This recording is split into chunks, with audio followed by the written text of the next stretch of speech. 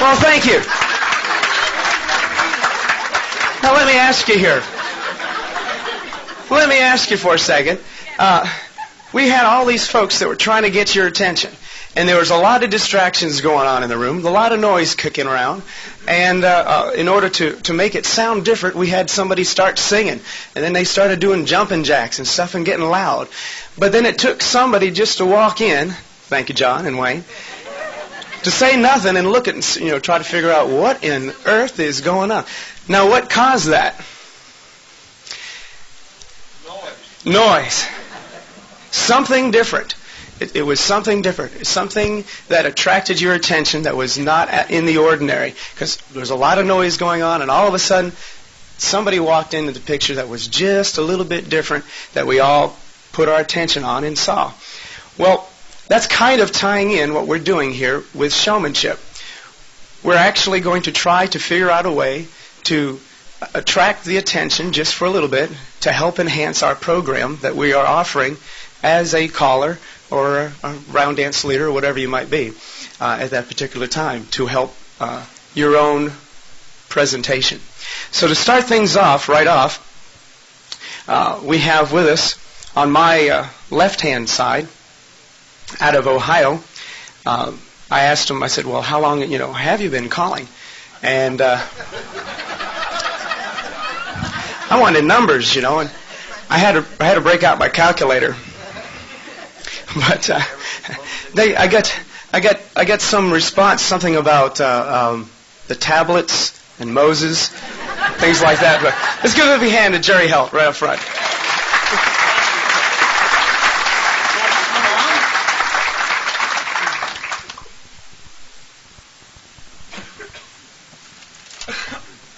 Thank you for those kind words. And as the cow once said to the milkmaid on a frosty morning in Ohio, I never expected such a warm hand.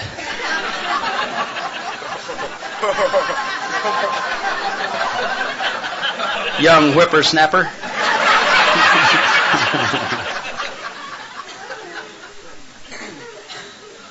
Welcome to the Tom and Jerry Show!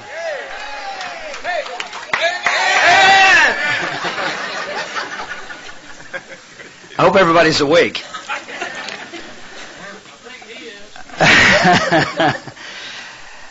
It is a pleasure to be here, of course. And showmanship is part of our activity. It's part of our technique, or whatever you want to call it.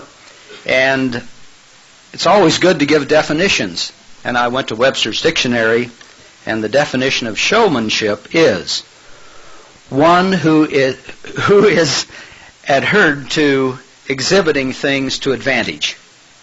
That's kind of strange, isn't it? And I started off with number one. The square dance caller has a certain physical appearance, and that's part of his show. Attractive attire, good grooming.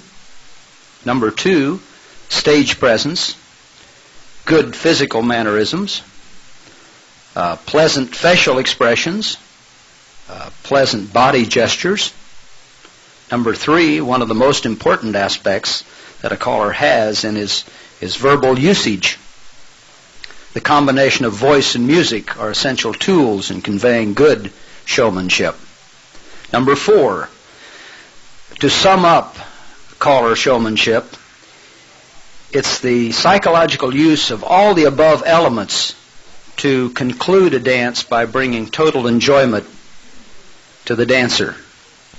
Now, there are many ways to do that. I did a little of this morning. Just as you walked in the door, I shook some hands, I looked at name tags, and I picked up on names and said, "Good morning, how are you?" And "I like your tie," and "I like your dress."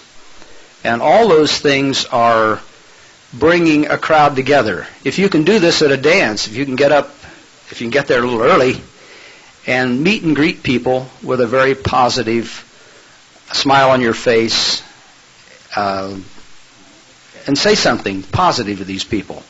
Pay a compliment to each person as an individual. As you pull the people together on the floor, pull this group together and pay compliments to the group as a whole. And pretty soon you bring a whole group of people together in a mood situation. Plant seeds. Let me plant a seed right now. I'll bet you can't stop thinking about buffaloes for the next 5 minutes. Now, I'm not going to time it, of course, but think about that a second. Now, that's kind of a ridiculous thing, but you're going to have buffaloes on your mind for a while, right? If I said something positive to you, that you certainly look good and you certainly are a nice group, I'm planting those seeds. And they'll grow a little bit. And I have to go back and water them every once in a while to say, are the buffaloes jumping over the fence yet? So this is part of showmanship. And as a caller, as I get in front of a group, I can wear all the good clothes and look nice and everything, but when people are square dancing, they're not looking at that caller. So verbally, I have to use showmanship, if you want to call it that, to communicate with that crowd, to say very positive things. Now, this can go sour on you. You can have some problems sometimes by maybe not saying the right thing or saying it in a certain way. If I were to say, "Hey there," you'd probably accept that. If I said, "Hey there," isn't good. Okay, so you're using verbal commands or verbal things to communicate with that person or with that group, and doing it in a very positive, pleasant way. Sometimes we get enthused in our calling. We get carried away a little bit, and the enthusiasm turns into a scolding situation where it sounds like the caller is scolding you and telling you to do this, to command you to do this and this and this.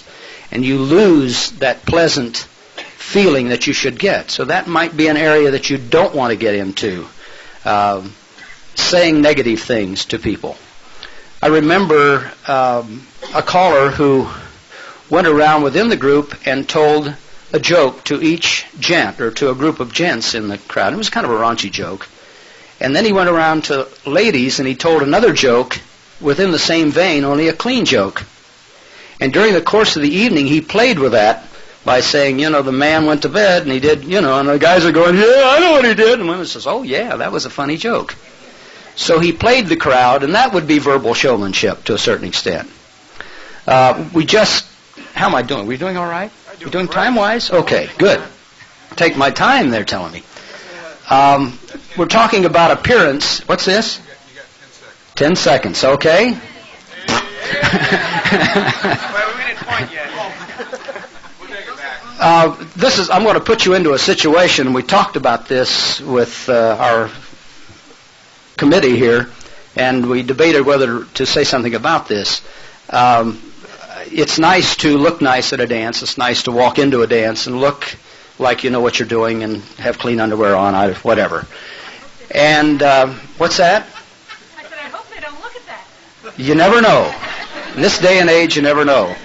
And I remember an experience, and I'm going to pass it along for what it's worth, and I don't know what you'd do about it, but nice summer dance, nice big festival, and right before you go on stage, you think, I better go back to the John, just to relieve myself a little bit so I feel comfortable. You had about 9 cups of coffee or a lot of liquids, so you go back to the urinal.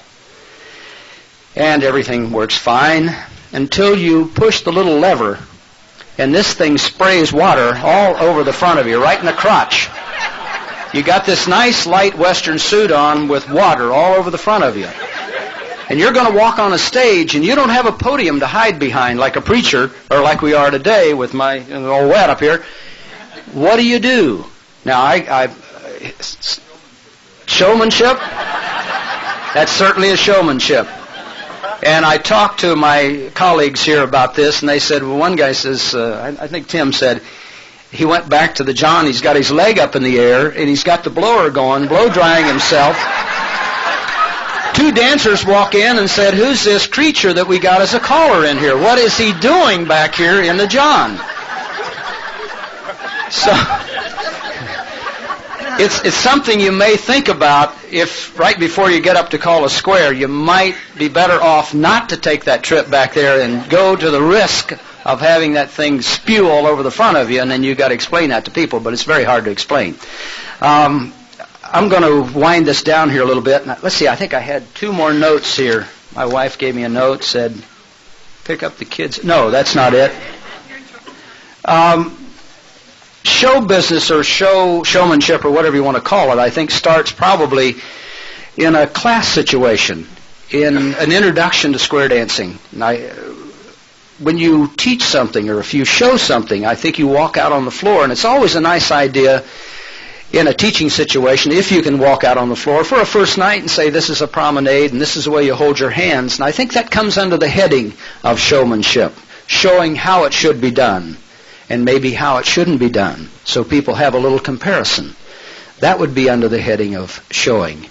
We do a lot of verbal showing sometimes, and I think callers get on the kick of, if I can verbally do it, I can probably get it across. But sometimes by showing it, physically showing something, they'll pick it up quicker than they will with the verbal thing. So a combination of verbal and showing will help people in a learning situation or in a showing situation, styling, whatever. So this would be under the heading of, I think, showmanship. So you show, you tell to get a point across or something that we're doing. I'm going to wind it down right here, and we've got all kinds of talent on this program today, and I think we're going to open up for questions in a little bit, and I'm going to turn it back to Tim. Thank you, Tim. All right. Thank you, Jerry. Can we forget about buffaloes now? Yes. Oh, buffalo. He said we'd have to remember about buffaloes, and I just want to clean our minds of buffaloes. Oh, okay. Good deal. All right. Next half on our Tom portion of the show, we've already had our Jerry now. Out of Laredo, Pennsylvania, a master of disguise himself as far as showmanship is concerned. Not that he disguises showmanship, but that he uses disguise. You'll have to explain, Tom. Thank you. All right. Let's give a big hand to Tom Miller up front.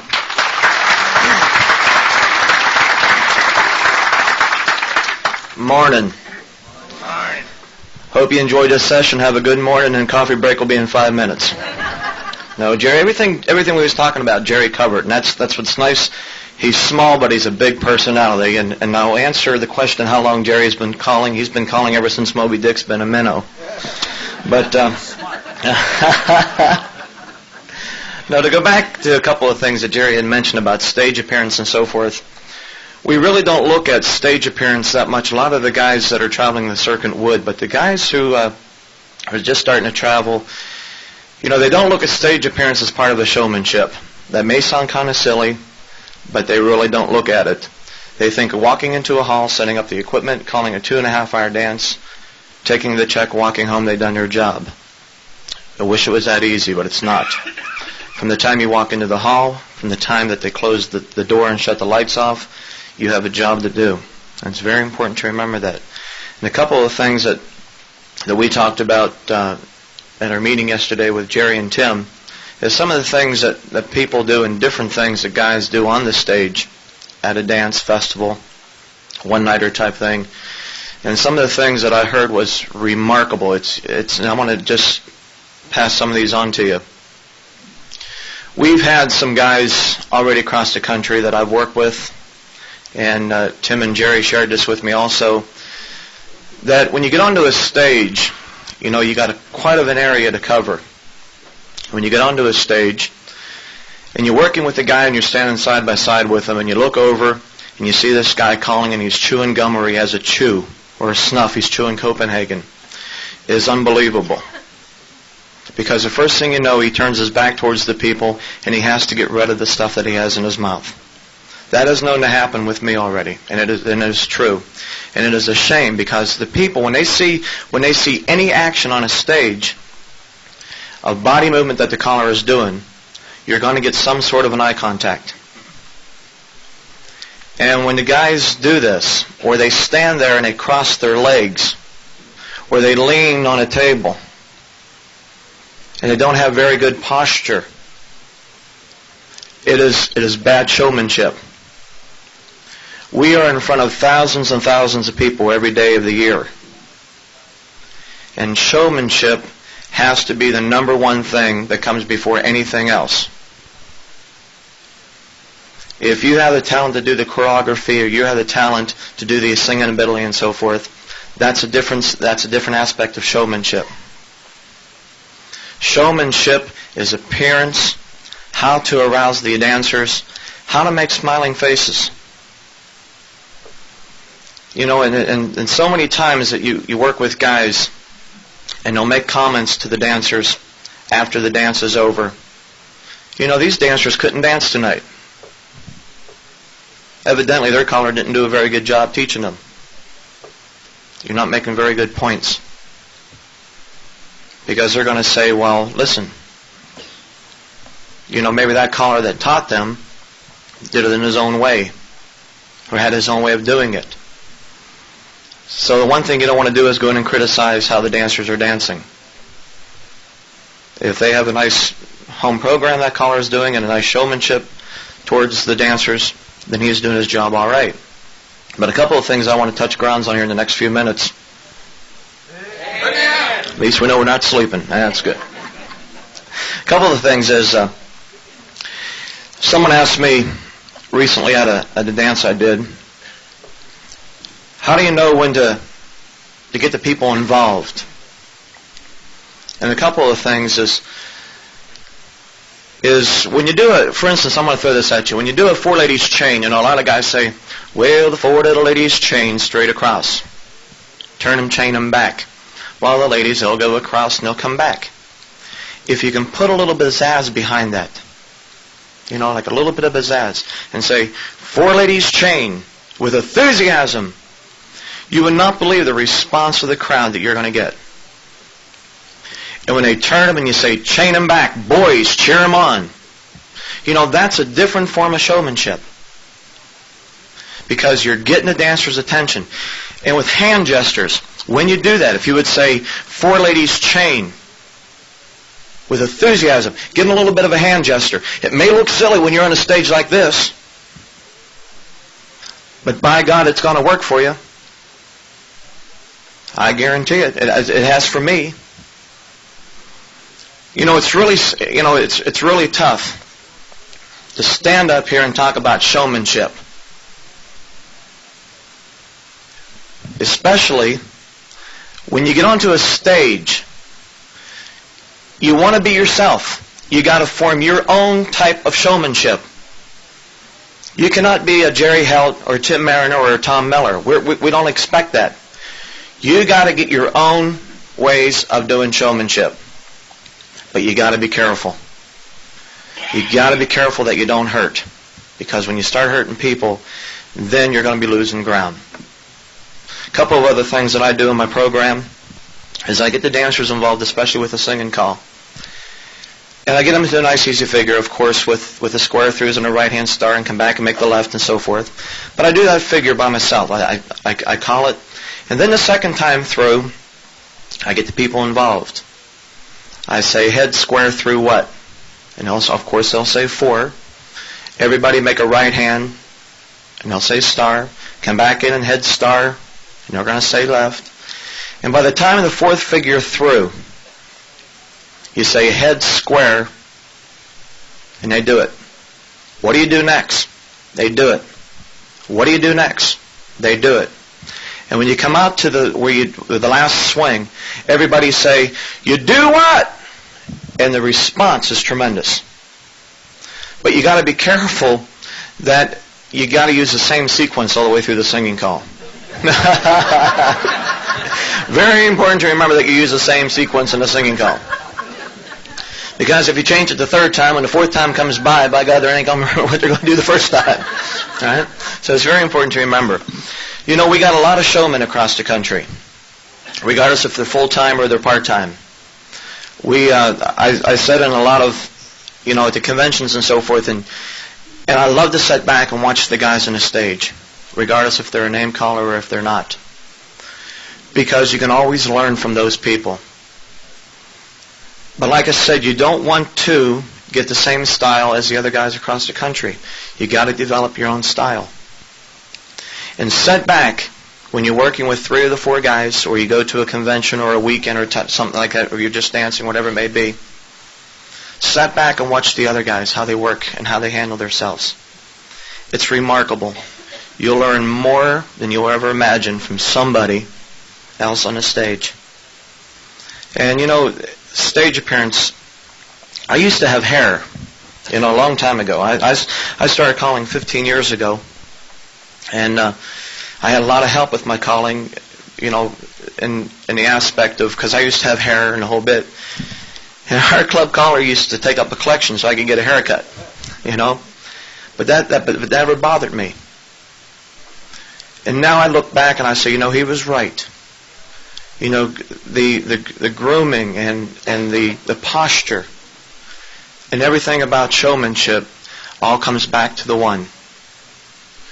There's a difference between a showmanship and there's a difference between a show-off. And there's quite a difference. And I think that if we leave here and give you these little points of what we're doing, we can only cover a little bit. Our time is limited. We can only cover a little bit of showmanship, and it's tough to stand up here because it's something that you gotta know the crowd that you're working with. But at the same time, when you walk into a square dance hall, you can't be a show-off about it. You got to become the showman as soon as you walk through that door. After you call the 1st tip, after you call the 5th tip, you got to be a showmanship. When you leave, you got to be a showmanship. So I like to turn the microphone back over to Tim because he has the next 45 minutes he wants to talk to you. So Tim's gonna talk about some things, and then we're gonna have the mic open for anybody who has any questions. All right? Thank you very much. Thank you, Tom. He hit on a lot of good things. Of course, we've heard a lot of good things already. One of the items is, we are in a live entertainment. how many of you all have ever gone and seen concerts or anything like that? Have you seen like Dolly Parton or Lee Greenwood or anything? See her? Yeah. Well, anyway. I was right up front. And he had his binoculars too, up front. But anyway, so we've all seen this sort of thing. We've been to concerts. We've seen it on TV or those types of medias. And you can always pick up a little something that they're doing. I'd not only listen to their song, but I love the way they use the entire stage. They don't just sit right by the guitar or by the chair. They have the mic in hand, and they're on this end of the stage. And then they get up again. They jump back over to this side of the stage, and they turn around and look at these folks at the section, and they're using everything to their ability that they have. Now, granted, in some schools and churches, we don't have stages, but we do have that space that as long as a mic cord will handle us, that we can walk forward, okay, or take a little radius. I even turned out, and one time I went to Radio Shack, and I got extra long connections because we had a stage that was a little longer, so I had to get the little adapter for the mic reset, the little extension for the regular mic itself, and use the entire stage as you were singing along. And it means a whole lot because those dancers feel like, hey, he's singing to my square, all right, and I'm in the back of the hall or in whatnot. And not just sight calling on one little square up front, resolving it, and never looking at anyone else, which is real important. A few things about showmanship also. You never get a second chance to make a first impression, which is why it's so important, physical appearance and dress as you walk in. You plug in the microphone, the equipment, as you're talking to people. We're out front greeting people as they're coming in. And you don't get a second chance at that. They make their impression within the first minute or so, whether this guy's a caller or whether he's just here wasting our time. And which is important to us, especially if you're full-time, because, boy, we want to come back. And if they like you enough, they're going to say, boy, we've had a heck of a good time. Let's hire him back. So we come back. And so we have to use showmanship to our best of our ability. I went ahead and I defined showmanship as a form of communication that demonstrates confidence, a high self-esteem, and professionalism. And with the use of that, again, it's enhancing our program that we're trying to get across to the dancer. You can take showmanship, and I think you can divide it, as we've been hitting upon here, into two categories. You have a verbal category and you have a nonverbal category. In your verbal, which we've already touched on a little bit also, voice expression. If you have that smile in your voice, the dancers are going to be happy. In between putting on a record, for example, this is not a good thing to do. Well, I haven't done this particular record for a while. I don't know if I can get it done. Boy, the words, a lot of words. This one, brand new, or this is a brand new record. I haven't really worked on it a little bit. Well, let's give it a shot. Okay, that sort of an attitude expressed to a dancer is, boy, does this guy have confidence in his own ability? Or do you go up, here's probably the more proper way. Hey, this is a brand new record, folks, off of ESP Records or Rhythm Records or what have you, and Tom Miller is going to be the recording artist on it, and he cuts this one. See how you like it. Pop the record on and go. Okay. Now, you don't want to do that for every particular record, because then that, it's like a variety hour. But that is a way for you to release your tension, because let's face it, you do get nervous. All right? And that's one way of releasing it. The other way is getting up on the microphone, and they might be all squared up, and you can say, yeah, well, we need one here, we need one there, come on, let's get a little gal, we need one over there. That relaxes you a little bit too, so you can get things started, clear the cobwebs, and then get the tip organized. And then we start talking about the nonverbal side of it, where we have the hand gestures we've already mentioned. Certain emphasis on certain words with a hand gesture, or if it's a ain't no mountain high enough or something, ain't no valley low enough. It might not, if it's not you, I wouldn't do it, because it's got to be something that you feel natural to do. If you don't feel natural at it, it's going to come across phony. And then we start talking about the face. You walk into a dance and you have a face or an attitude, whatever happened during the day, and we've got to hide this face if it's been, bad, and we've got to put on a new face, a happy face, and be able to get out and put a good dance across to the dancers so that they can turn their faces also into happy faces. And we've got all those dancers that are coming in with their face, and we have to figure out a way to get them all up. Showmanship, as we're trying to get across, is a good key element. If you're not using it, I would say that if you started to, your crowds would increase.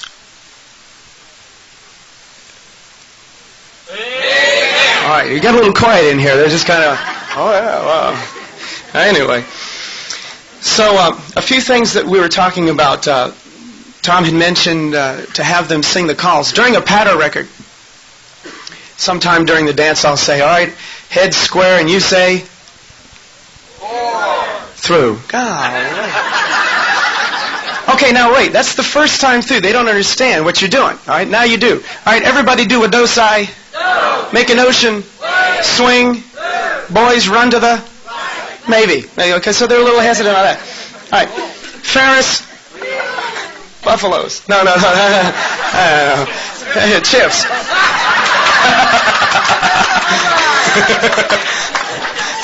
We had to tie that in somehow.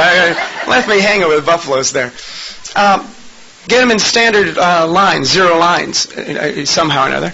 And you start. Then you say, do a right and left. Pass the swing your partner. See, y'all laugh too. The dancer is going to enjoy that, and they're going to laugh at that. And it helps. Get them in that happy spirit a little bit. Again, you don't want to use this every tip because it gets kind of old hack. They already know that you're going to do the swing. But you can change it. Change things. Make it interesting for the dancer so that they can feel like you are part of them, you're interacting with them. And that's one way of doing it. That's about all I have to say. Oh, one other item that I did write down here. We talk about showmanship. It's a tool of positive, to make a positive impression. Okay, we want to do that. The other thing is that I see as showmanship as relaxed aggressiveness. And what I mean is you're aggressive by being real. If you're relaxed, what you're doing, okay, you can still be aggressive. You're putting a point across. You're getting an idea that I'm in charge here. I'm in total control. Even though my voice wants to go, all right, I'm in charge.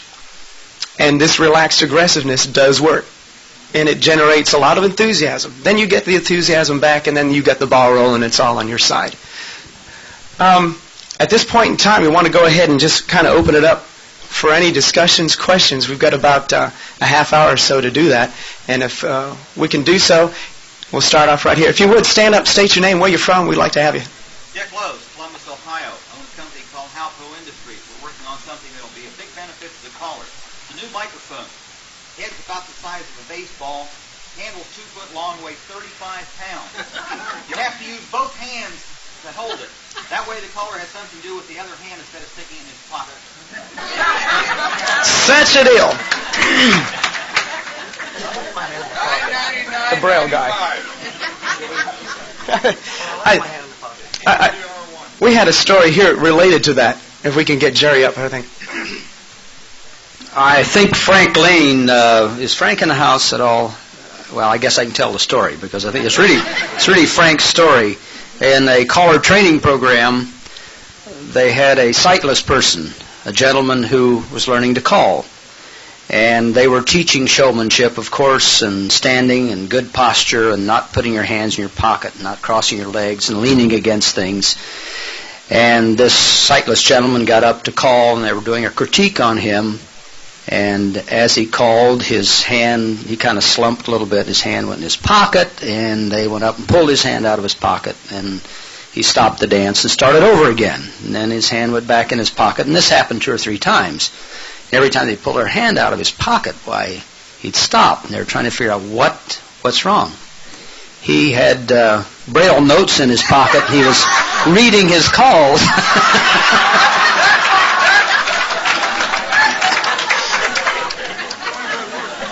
I would say that's a different form of sight calling. Wait a minute. Unbelievable. Any other questions? We've got a lot of folks in here. We've got a lot of entertainers. We ought to have a lot of good ideas on what to use. Yeah, stand right up and let's. When? Well, if we can get them up here around it, that'd probably be the easiest. Wendell, you want to come on up then? Such a deal. You're good, Tim. You know that? I love it. Question, or a couple of questions have come up, and we've been talking about them, my wife and I, and some of our club members in the last month or so, really. Question is, why do I call a better tip or a better dance when I don't call it my home club than when I call my home club? And there are a number of things which I've come up with, but I'm going to let these gentlemen answer that too. But the second thing is, I know that this is true for a number of reasons.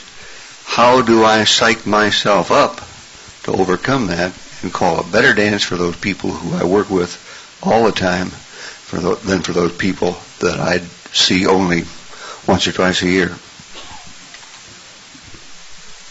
Yeah. Anyone want to field this one?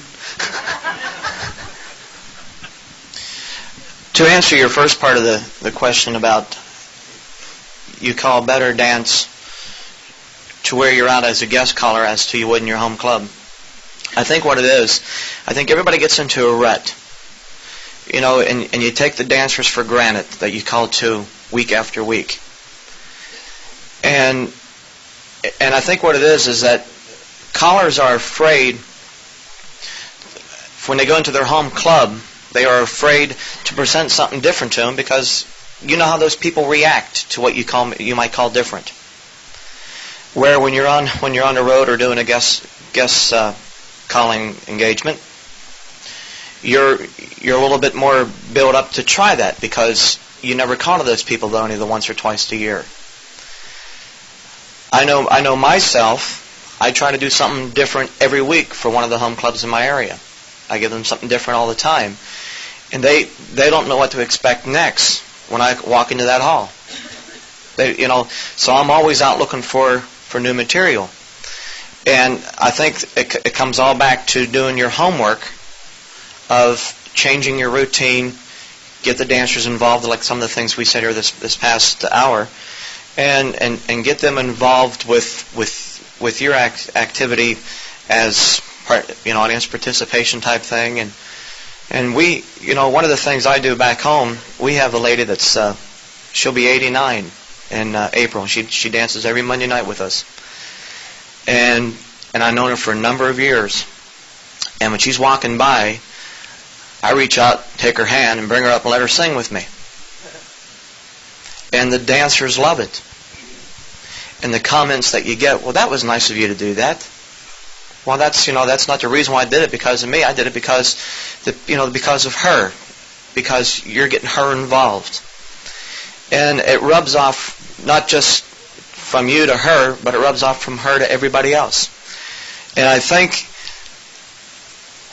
that if you do your homework and get your clubs the enthusiasm instead of walking in, all right, here we go again, and calling the same set pattern, same singing calls week after week, you're hurting square dancing, I think, more than anything else. You got to give those people a variety. That's what they're paying their $15 a month dues or whatever it may be. They're not there to be soldiers week after week after week. Right and left through, started through, pass through, bend the line, swing through. You got to give them that different, a different spice. There's a lot of material that can be used, And I didn't point. I pointed. Okay, yeah. You know, so it's something that you got to work. You got to work on. And I don't know if Jerry would like to touch up on that or anything like that, or okay. Amen. Hallelujah. Glory, hallelujah, brother. Brothers and sisters. A suggestion for the man from Oklahoma. And I could follow that by saying, shut up.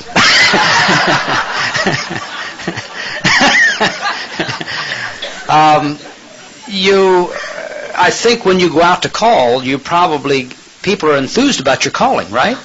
And they applaud you and say, wow, that's great. Maybe at home it's like, he called again, didn't he? Was that a tip? Oh, yeah, I guess the tip's over. You might want to here's a thought for you. Walk in one night when the crowd may be down a little bit. Maybe it's one of those nights when they're kind of quiet and things are going along, and walk up to the group and say, with your permission, and I haven't cleared this with the committee, but I'd like to form some temporary committees for the dance tonight. If you will, please. You're begging a little bit. If you beg, people will help you. I learned that from Fatback. I would like to have all the number 1 couples in the hall to serve on the greeting and hospitality committee, just for this evening. Would you please? They'll do it. We'd like to have all the number 2 people in the hall to serve on the noise and applause committee. Okay. I'd like number 3 to serve as the greeting, hospitality, noise, and applause. And we'd like to have number 4 couple freeload a little bit, and at the end of the evening, if you will, number 4, line up at the door and be our good night committee. Okay? Now, you will find, and again to the gentleman in Oklahoma, you'll probably get a lot of enthusiasm out of the crowd. You'll get a lot of applause. You'll get a little hospitality. You'll get a little mixing out there. And you have created, again, you're planting the seeds to have a good time, to induce enthusiasm into that crowd. And maybe they'll stop thinking about buffaloes. Thank you. Terrific, thanks. The other thing that we'll take a question is you mentioned how do I psych myself up? You just have to walk in with that attitude of being up, of getting ready to do this dance. I'm going to get out there and do a dance. Now, if it's the same faces you've seen week after week after week, that's tough. It's tough to do that. But I've heard folks say, well, you callers on the road, you've got it easy because you see a different crowd every night and you just do the same thing over and over and over and over and over again. We can't do the same thing over and over again because it starts getting old to us. Okay, so we've got to also come up with something different just to make ourselves happy. We have to get the new records, the new patterns and routines, or the new gimmick that'll make us feel like we're putting on that show for the dancer. So I think that helps too. You had a question?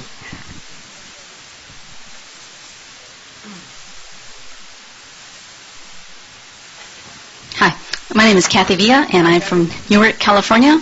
I've been calling for about 2 years now, still trying to put everything together. And I don't know if this is related to showmanship or voice or what, but how do you sound relaxed and friendly and also like you have some authority, and like, how do you put that all together? Okay, go ahead, Dan. So the question is, how do I sound as if I'm in charge of things? Am I right? And relaxed at the same time. And having fun at the same time. This ends side 1. Please turn over tape to continue. Amen. Well, 2 ways. First of all, it either has to come natural. Some people have that natural ability to be able to do that. Or you're going to have to make it an effort to actually work on one of those items and then put them all together to do that. Preparedness is always a part of it, I think. To be prepared whenever you're getting ready to do something, or have notes or something. Rehearse confidence. That's a good word.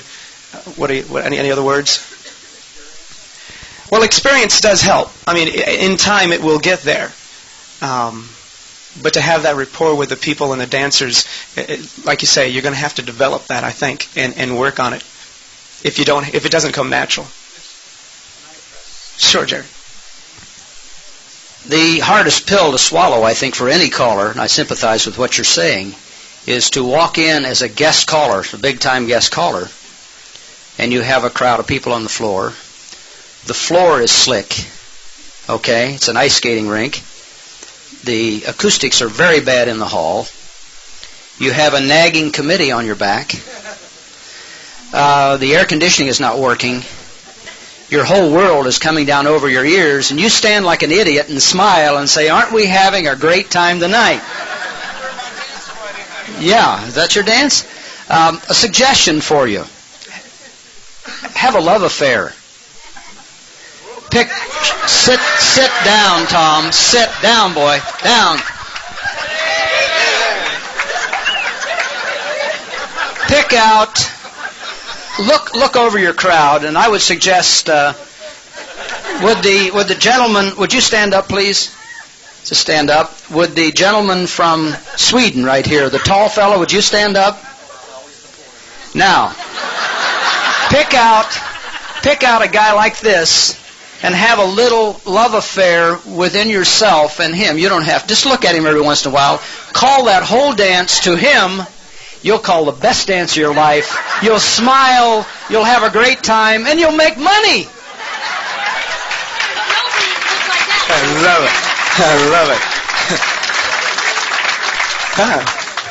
it. But how much do we pay them, for doing that? Betsy had a comment. Betsy Gata from New Jersey.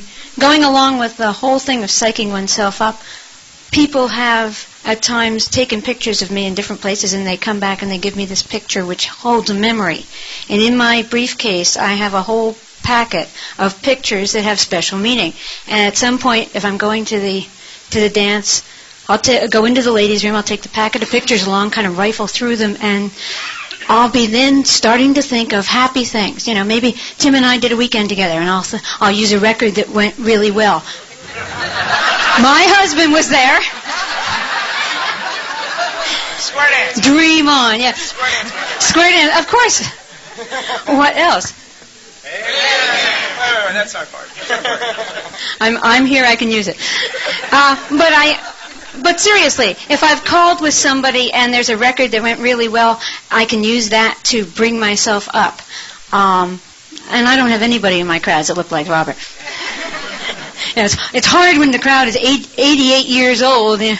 But and on the way to the dance, if I have had a rough day, I will pick out a tape recording of music, or maybe I've got some tapes of callers that I enjoy listening to, and I'll plug that into the car and listen on the way just to get a good feeling and remembrance. So you're thinking of happy things. You're focusing on things that will bring you up. And then I pick out the music that I like absolutely the best, and that's what I start with. Good idea. Good idea. Thank you, Betsy. That's pictures and things like that. They have magazines like that too, don't they? Yeah. Okay. Well, whatever works. Whatever works. Scars. Another comment.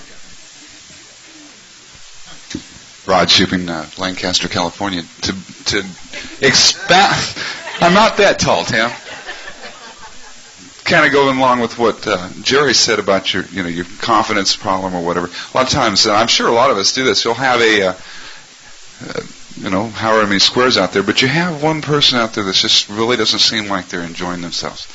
So if you concentrate on that person, you still got to pay attention to everybody else, but that takes your mind off. Well, what am I doing wrong, or what am I doing wrong? If I can make this lady right here smile, if I can work hard enough and make it, she just did it. So I feel better already. I smiled when she did. You saw that.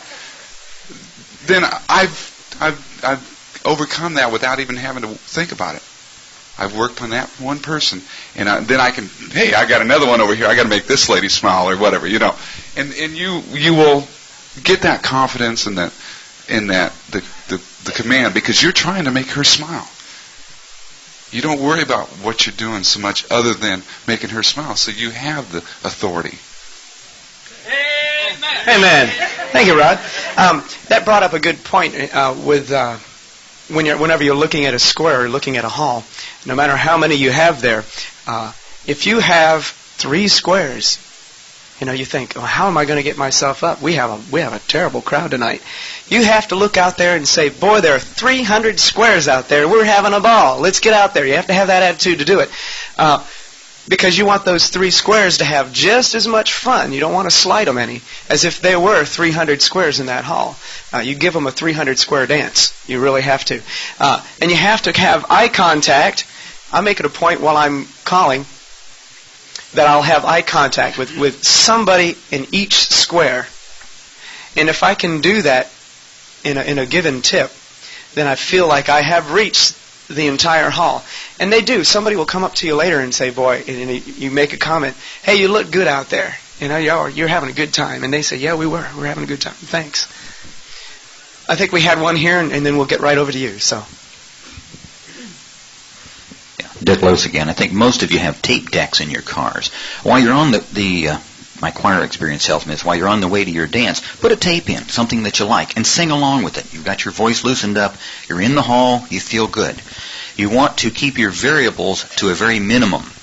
So when you get in the hall, the first thing to do, get out an old familiar hoedown, one that you love and one that you really feel good with, and use that for your first tip. Use choreography that you've used before, that you know is going to work, that you feel really good with. Use that, especially when you're in a new hall with a new group. Get out a singing call that you really like to do. Pick that out and put that for your first singing call. The group's never heard it before. They don't know that's your favorite singing call and you've done it 10,000 times. Pick that out and do that for your first singing call. You've got everything, your variables have not changed. You've got something you're familiar with your choreography, you're familiar with your song, you feel good. Now you're starting to feel good. Going back to what he say, how do you psych yourself up? Now you're feeling good about you. You just put the first tip underneath your belt. It went good. They danced. Keep the choreography simple. They danced. They had a good time. They liked your singing call because it's one that you like to do. Now the crowd's with you and you're starting to feel them. Then explore out and see what you want to do the second tip. Is that called hang loose? Hang loose. Hang loose. I also think another thing that helps is when you're in a group with a whole lot of strangers to go out and to get a few names of some of the leaders. You can tell who the leaders are. They kind of group around them. Get a few names of those groups. And while you're calling, you can say, I saw that, Charlie. Or you go on and you keep calling away and it looks good over there. That helps too. We had another question right here. We need some ideas. If you have any good showmanship ideas, whether it be choreography or things, let us know too. Okay, Mike McIntyre, Winchester, Virginia, Washington, D.C. area. Something I hope never happens to everybody here. Situation happened New Year's Eve. First tip, dancing just got started. Someone come rushed in. They filled the square. Within 3 minutes, that fella collapsed, and they lost him. They died. Okay? Showmanship, what would you do? They continued the dance. What would you do? I've had this experience going in to call a festival, and about the third tip into the dance, a guy fell out of the chair on his face. You knew he'd had it. And the first thing that happened was the president of the group wanted to get up and announce that he had passed away. That's the worst thing you can do. And if you can control or take control of that situation right away and get a hold of the powers that be, and the paramedics were there, they got him out of the hall, and we had a quick meeting, and I said, we have people that are here from 200 miles away, and they've driven to this dance. The worst thing you can do and get up is to get up on the mic and announce that the man has passed away. Dance our evening. It may sound a little bad to do. Dance the evening. At the end of the evening, say we're very sorry, and could we have a short prayer for the gentleman who passed away at our dance tonight? And he was DOA or whatever. And because most people, I think, in fact, the family where this man had passed away, the family came to me and said, I think if he were alive, he'd want you to go ahead and continue the dance. That was their attitude towards this. And if you can, you better gain control of it, because if you announce that the man's passed away, and this is the second tip into the evening, you can bet that people will pack up and leave. And I don't think you want that to happen. And I don't think it's that, you want to call it sacrilegious or whatever, to continue that dance. think of it as a wake. Okay. To add to that, in the state of Pennsylvania, I am an emergency medical technician, and over the past 15 years of square dance calling, that has happened to me 5 times. And every time that I had that happen to me, I was the first one that started the CPR. Well, I can stand here and start to say that out of the 5, all 5 had passed away. And it's a frightening feeling. And every time that I ended CPR and the paramedics came from the nearby hospital, it took me almost 15, 20 minutes, and I cried. I actually cried, and I'm not ashamed to say that. Out of the 5 that had happened to, I've known 3 real well. Never say it's never going to happen to you, because sometime down the road it's going to happen to you, and it happens so fast that you're not going to be prepared for it, and you got to use your best judgment. Out of the 5 times that has happened to me, we continued to dance 3 times. And I'll tell you what, I was never so happy when 10:30, 11 o'clock came by. But you still got to do the job. It's something that when the paramedics and so forth come and everything's out of the way, you try not to talk about it. It's tough, but you got to do it. And then when that 10:30 or 11 o'clock comes by, you just thank God that time has come, that you can go home and think of what has happened. Because it is something that I don't want to wish it on anybody. And something to think about. I don't know how many people's in this room or how many people has the knowledge of any kind of first aid. But you know, courses are offered all the time. And every time that I did CPR, after it was over, I had people pat me on the back and say, "We tried. You done your best." So you know, it only costs $5 to take on a Red Cross CPR course, and just pray to God that it never happens to you. Just pray to God it never happens, because if it does, then you understand what showmanship is all about. And it's something that you got to realize, and it's part of our life. But like I said, I hope it never happens to anybody in this place, and but it has. So that's just something that I want to add to that. So Tim. Okay. Good. We have Stan. We'll come right back. Can I ask from here, and then you can repeat the question? Okay. I think this report hasn't been touched on at all, and so I'd like to ask the panel if they would discuss the merits of jokes and quips, the difference between them, the inherent dangers, as well as the advantages of using stock material jokes and spontaneous ones. Okay, the question Stan asked the panel here is the merits of jokes, quips, the dangers, and the advantages. I think you can't go wrong if it's a little something of humor that is of good taste and doesn't interfere or hinder anyone in the room. I mean, you just can't go wrong with a little quip about something. But where you do have the pitfalls is where you start thinking you're a comedian. Every time you get up there, you're going to have to tell a joke. These people are here to dance. They want you to be entertained in a dance mode, in fashion. And that would be one of the dangers, is to overdo something like that I could see. Mm-hmm, sure. A good question, and I think that probably comes under the heading of showmanship, but it also comes under the heading of after parties, of which we have an after party. I got to get this plug in. Yeah. At 3:30, and we're going to discuss good jokes and bad jokes, and I'll just bring one on you for what it's worth. If you look at your code of ethics, there's a very interesting phrase in there about jokes. You all know? You should know this by heart. By the time this weekend's over, you should know that code of ethics by heart. So read that code of ethics. And I remember telling a story, marital vows, right. I remember telling a story about the man who walked into the convention, one of our CALLERLAB conventions, and had the nice banquet meal, and at the end of the meal they had some beautiful ice cream with a little cookie on the side, and he looks at the ice cream and there's a fly in it. Calls the waitress over and said, "What is this fly doing in my ice cream?" She says, "Can I help? He likes winter sports." Now, I told this joke to Flippo, and Flippo said, he got it screwed up a little bit, of which he gets screwed up every once in a while. He said, I was at the CALLERLAB convention, I ordered my ice cream, and I called the waitress over, and I says, "What's this ice cream doing on my fly?" That's poor taste. That's great. I love it. All right, another question here.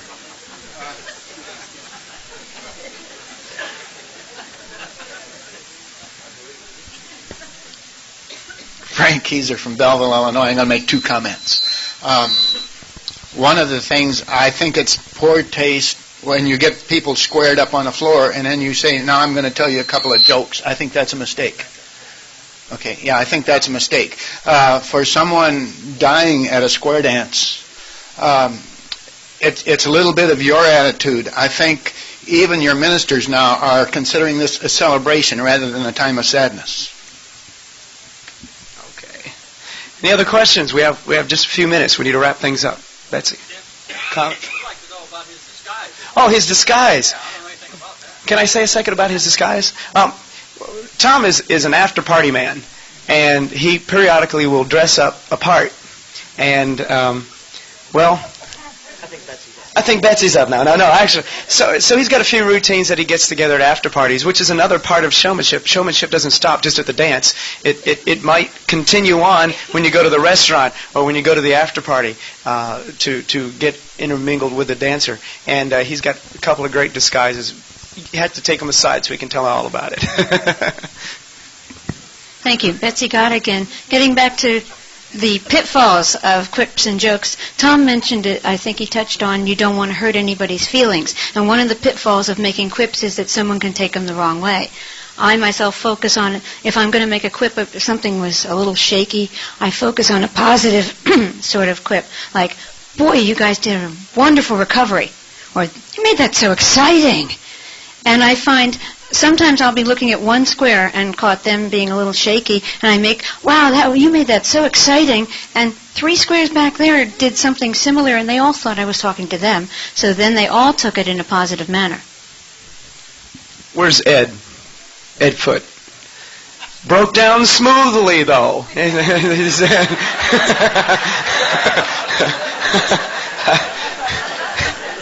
So...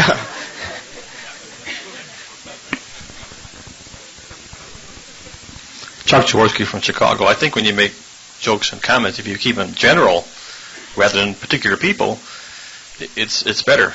I'll make a comment like, it broke down smoothly, or that was a wonderful square, or if they're really not dancing very well, I make a comment like, "Are you guys in the same time zone as I am?" and this kind of thing.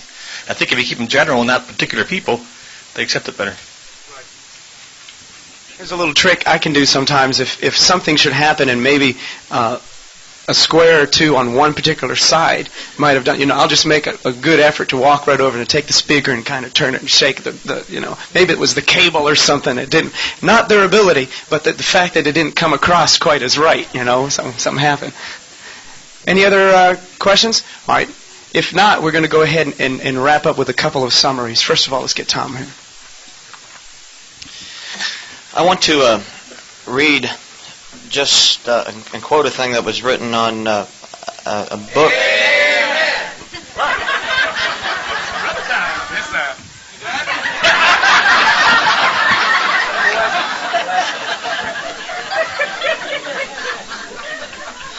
This is taken from this is a scripture. This is from Bill Peters' Presentations of Techniques. And I just want to read this one little sentence. From the standpoint of style, a caller's presentation should be as uniquely his as it is possible for them to be. A square dance caller's work should be as immediately recognizable as the work of Hemingway, or a Streisand, or a Norman Rockwell painting, or a Disney cartoon. A true professional in any field is one who has developed a total, singular manner of presentation, whose work is as one of a kind. So that may be something you want to think about. Tim? Folks, we are live entertainers. We have to be dynamic. We have to get out there and perform and get these people wrapped up into what we're doing. Getting them involved as best as we can, as we know how to get them involved. I think what we've done this morning is we've kind of given you a few ideas. We've told you to go ahead and maybe look at some other examples, whether it be other entertainers or other callers or cuers or what have you, to try to maybe mimic some of their antics. Use the entire stage, use the entire room, get contact, eye contact, and greet the dancer and just be in a happy, positive, in a relaxed, aggressive way. Okay? So that's showmanship. We want to thank you. Let's give a big hand to Jerry up front here. Tom?